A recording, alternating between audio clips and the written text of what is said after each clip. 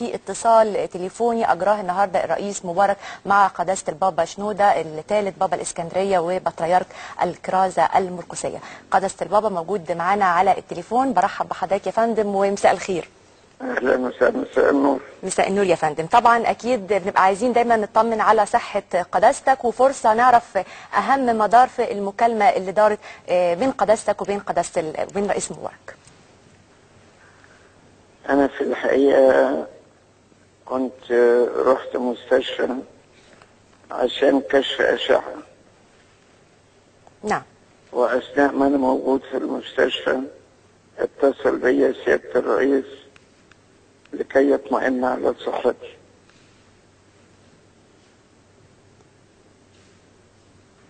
وكانت المكالمة خاصة بهذا الاطمئنان، وأنا أشكره كل الشكر على روحه الطيبة واهتمامه وسؤالي.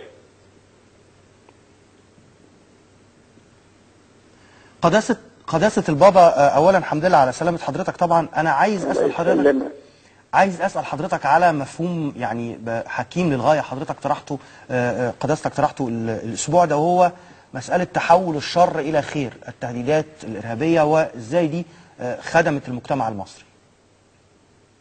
أنا قلت إن الله دائما يصنع الخير ويريد لنا الخير، فإذا جاء خير لينا تبقى بركة.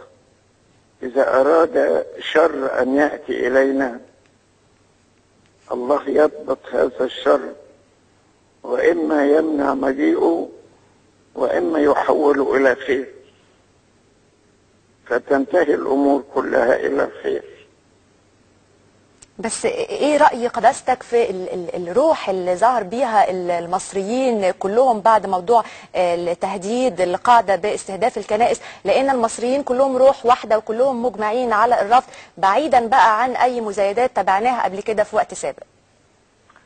طبعا يعني المصريين يشعرون ان اي شر يأتي من الخارج يأتي ضد البلد كلها، سواء مسلمين أو مسيحيين. نعم. وأيضا العبارة المثل المشهور عند الشدائد تعرف الإخوان. صحيح. فمنين ما تيجي شدة تلاقي الناس يلتصقوا ببعضهم البعض ويتعاطفوا مع بعضهم البعض، وهذا ما رأيناه في الأسبوع الماضي. قداسة البابا شنودة، لا تغادرك أبدا النزعة الأدبية وتصوير الأمور بهذه البلاغة. أولا مرة تانية الحمد لله على سلامة قداستك، وشكرا جزيلا على وجودك معنا في الحياة اليوم. شكرا جزيلا. شكرا لحضرتك. نرجع مرة